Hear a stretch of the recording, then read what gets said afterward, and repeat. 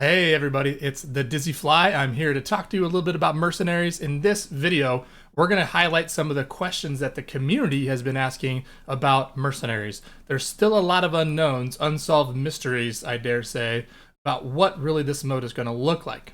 Okay, so this kind of stems from a tweet that we saw from Ben. Okay, Ben is somebody who has the Hearthshare Instagram account, does a great job, excellent content creator, and great news source for all of you who are lovers of Hearthstone, like myself. So Ben put out this tweet, which basically mentions Ben's questions that he has about Mercenaries, which led to some other people asking questions, which led to me asking questions. And so we're going to dive into some of those questions today.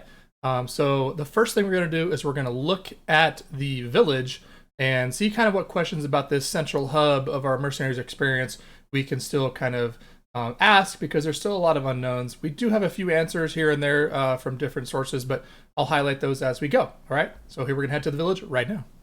All right, so this is our mercenary village. Okay, one thing we definitely know about the village is that all of these locations have to be unlocked with gold. You can also upgrade these locations with your gold. So the question that Ben kind of presents is, what do the village buildings and their upgrades actually cost? And I do think it's worth mentioning that you actually start with a completely blank slate. That was said in the reveal video, and that some of these particular buildings or icons or whatever on the map are not available until you do certain unlocks. For example, PvP, the fighting pit over here, we don't know for sure how you unlock the fighting pit. We know you have to pay gold to unlock it or to build it, but we're not sure how you can actually unlock sort of right to build it with your gold. So it's probably something to do with unlocking or maybe playing a few bounties or unlocking a certain amount of mercenaries. That's still totally to be determined, so we'll have to wait and see on that. But you know, how much of our hard-earned gold are we actually gonna have to spend to have the tavern or to have the campfire or the shop or what have you? It's kind of shocking. I feel like the shop is probably just going to be there at the base level, but it is supposedly a blank slate when we start, and so you're going to pay a little bit of gold for everything. So there's 7 different main sections. You got your store, you have your mailbox, you have your campfire, you have your tavern, you have your workshop, you have your travel point destination thingamajigger, and you also have the fighting pit. So that's a lot of gold. Even if each of these just costed 100 to unlock their base, model, that's 700 gold right there. That's a significant amount of gold. I mean, that's a lot. That's several days, possibly weeks worth of people grinding gold, depending on how much time they have to play.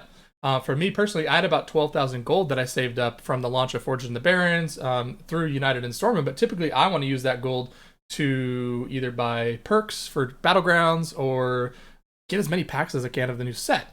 So then when you top off that each of these sites or buildings can be upgraded, how much gold is that going to cost me, man? Because my 12,000, it's starting to feel like it's dwindling. I would imagine that things are going to get more and more expensive the more upgrades you can do.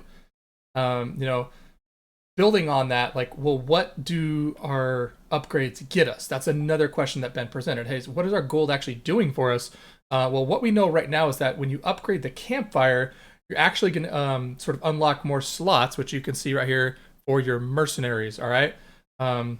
You can also upgrade the travel point. We know that if you upgrade the travel point, it's going to allow you to do, instead of normal bounties, heroic bounties, which are possibly longer, harder enemies, that kind of stuff, as mentioned in the reveal.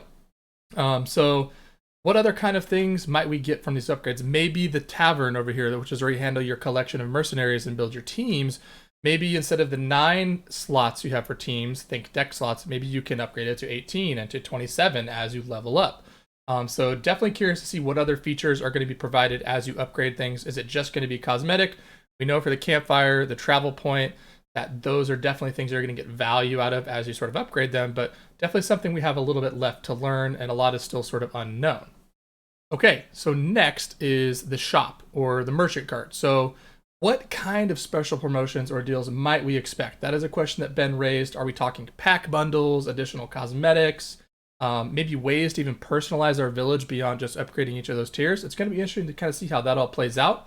And then also the mailbox. Another question from Ben is, hey, if the mailbox is going to be announcing, different special events and announcements, about the mode, what kind of things can we expect? Maybe crossover type stuff with Diablo, like we saw, or Overwatch. Is there going to be a tie-in to maybe future Hearthstone standard expansions? That's kind of a wait and see mode. We don't really know yet, so it's going to be curious to see how that all sort of plays out. All right, another question we have, we're going to do a pretty deep dive here, is the campfire. All right, how do campfire tasks really work?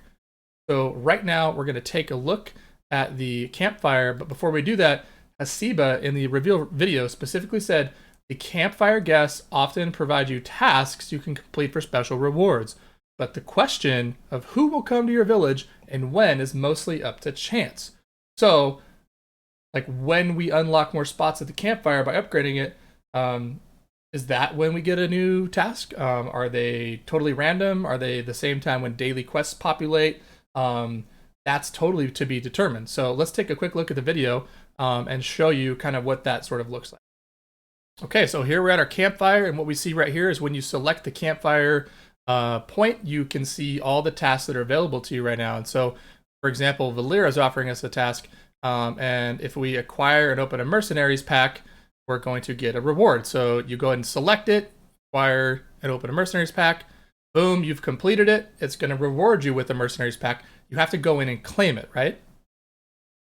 Now you have your pack, you've completed it, and this is also another kind of example of what are some of these other quests. So we can see Elune Blessed Arrow with deals 75 damage using Arcane Shot. Kind of like we saw with achievements, it's like 0 out of 75. But once you complete it, you're going to get some sort of tangible reward. We know you can earn the equipment for your mercenaries from these rewards. And obviously with Servant of the Horde, we have Rokara, deal 113 damage using Tribal Warfare. So this is the only thing we really know in terms of what the tasks themselves are, but we still don't really know how often they sort of pop up. We can see there's at least 6 slots here, but a lot is left for us to sort of speculate on how often these quests are going to pop up. Is it when we buy a new mercenary or craft a new mercenary? Is it when we upgrade the campfire and immediately open a new slot? Is it when dailies populate, or is it totally random, kind of like what Hasiba said? A lot to be determined still.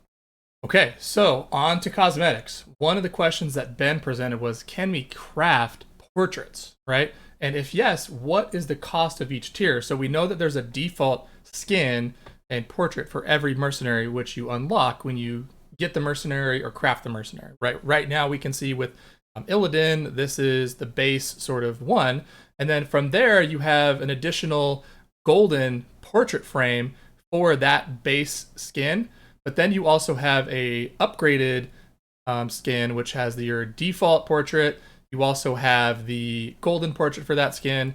Moving on from there, you have the tier 3 skin, which has a default portrait, a golden portrait, and a diamond portrait. Okay, so the next question is, whether or not we're able to craft these, is how does the rarity work in terms of openings? Like, is it more rare for me to open up this golden, or sorry, if we go back here and look, for example, this is your tier 2 skin, but it's not a golden or a diamond, obviously. Is it harder for me to open this than it is the golden of the default? That's certainly up to question. I would imagine that golden is more rare than the tier 2 of the default portrait. That is something I'm definitely curious to learn more about, is how the rarity sort of works with all this, whether it comes to crafting and opening and the percentages. The other question is, like, we do know that at least according to Joe in the video, that you'll get more gravitas and animations and effects with increasing sort of rarity of these portraits in their frames. So the question that Ben presented was, do we have Merc voice lines, flavor text, unique animation entries? I think I'm going to throw that one in there myself. But and it sounds like there's going to be some layer of entry animations, voice lines, maybe not flavor text, that we don't know. But definitely some questions worth asking. And the last question that was kind of related to just the mercenaries themselves was, hey, like, is there a cap on the leveling of these? And is 30 the cap? And for right now, that's the biggest we've seen. So we don't know if anything can go above rank 30. But yeah, so that's kind of where we're at with cosmetics and kind of the mercenaries themselves with the questions. Let's move on to PvE bounties.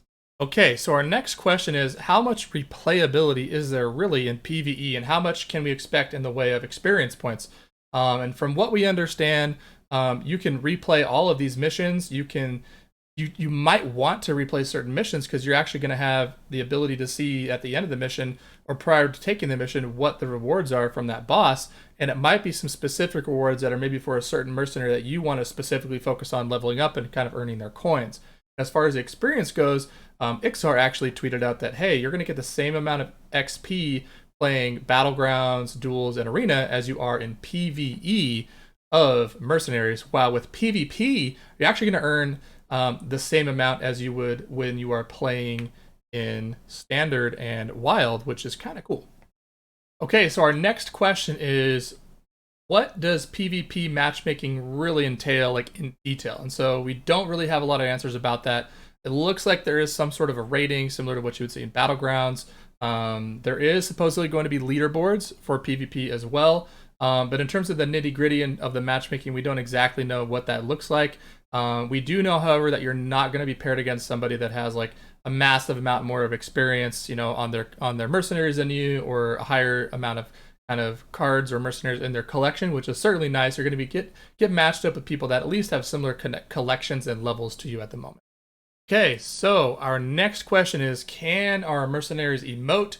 We don't actually know about that. We have seen that some of these mercenaries have voice lines that probably just sort of proc kind of automatically or where certain interactions happen. The other question is, how does minion summoning and minion combat really work? So for example, like Warmaster Voon, who we're seeing right now, they actually have an ability to summon an evasive worm, which has rush and divine shield, just like in normal Hearthstone. Does the minion always summon, you know, from our perspective, to the right of the enemy that summons it? Is that minion always going to attack the character directly across from it? Do you ever get to target specifically with your minions? So there's a lot to be determined kind of when it still comes to minion combat, because we really just haven't seen enough of it. Okay, so another question we have is, hey, do daily quests, like, are they being added like a mercenary specific daily that's like part of the overall client? And it appears that the answer to that is yes, as we can see with this little image here from some of the B-roll footage. It's take 5 turns. Well, they're not going to do a take 5 turns for anything probably other than mercenaries as a normal quest. So expect that you're going to see this quest as a possible daily, which also lends the question of, okay, well, what kind of weekly quests might be available for mercenaries? So I think a lot of people are going to be unhappy with this because some people don't want to even touch mercenaries, so they're going to be getting this quest and having to re-roll them a lot. So it's definitely there. Curious to see more of what those quests are and kind of where the rewards are in terms of the scale. So, all right, everybody, that does it for all of the questions we have so far about mercenaries that are yet to be mostly unanswered. Hopefully, I know I'm chomping at the bit, so as many of you are, if you're watching this video, you're probably just begging for more Mercenaries content like I am. That's why I'm even making this video. If you enjoyed it, make sure to give a follow. I'm on Twitch and Twitter, Instagram, and obviously YouTube as The Dizzy Fly. And I'll be streaming a lot of Mercenaries when it comes out on October 12th. So if you enjoyed the content, please make sure to subscribe or follow, and I will see you later.